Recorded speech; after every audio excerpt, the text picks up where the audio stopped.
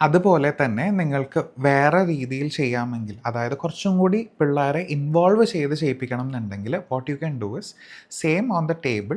ഇല്ലാന്നുണ്ടെങ്കിൽ നിങ്ങൾക്ക് നിങ്ങളുടെ വാൾസിൽ പല സ്ഥലങ്ങളായിട്ട് വെക്കാം. വവൽസ് മാത്രം, ഇല്ലെങ്കിൽ അക്ഷരമാല പോലെ തന്നെ ഉള്ള ആ ഒരു ക്രോണോളോജിക്കൽ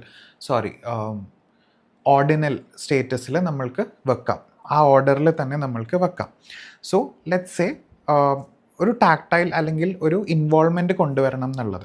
സോ കുട്ടീനോട് പറയാം, Rahul where is A, can you go point to A. അപ്പോൾ കുട്ടി എണീറ്റ് എയിലേക്ക് പോയിട്ട് പോയിന്റ് ചെയ്തുകൊണ്ട് തന്നെ പറയും this is A. Okay, very good. അത് ഫസ്റ്റ് സംഭവം. രണ്ടാമത്തെ കാര്യം ഫോണീമിക് അവയർനെസ് അല്ലേ. അപ്പോൾ A says Rahul, what does A say? ആ. എ സേസ് ആ.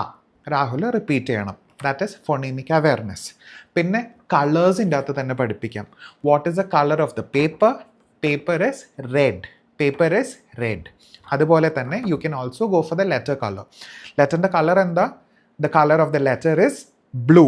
A is blue over here. Okay, so you can go for colours. You can go for the colours of the paper. Paper എന്നുള്ളൊരു word നിങ്ങൾക്ക് add ചെയ്യാൻ പറ്റും.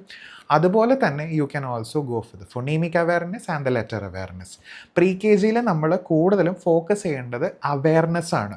അത് കൊണ്ടുവന്ന് കഴിഞ്ഞിട്ടുണ്ടെങ്കിൽ പിള്ളേർക്ക് ഈസിലി ഐഡൻറ്റിഫൈ ചെയ്യാനായിട്ട് പറ്റും എൽ കെ ജിയിലേക്കും യു കെ ജിയിലേക്ക് പോകുമ്പോൾ. So that is the main concept of this activity 1.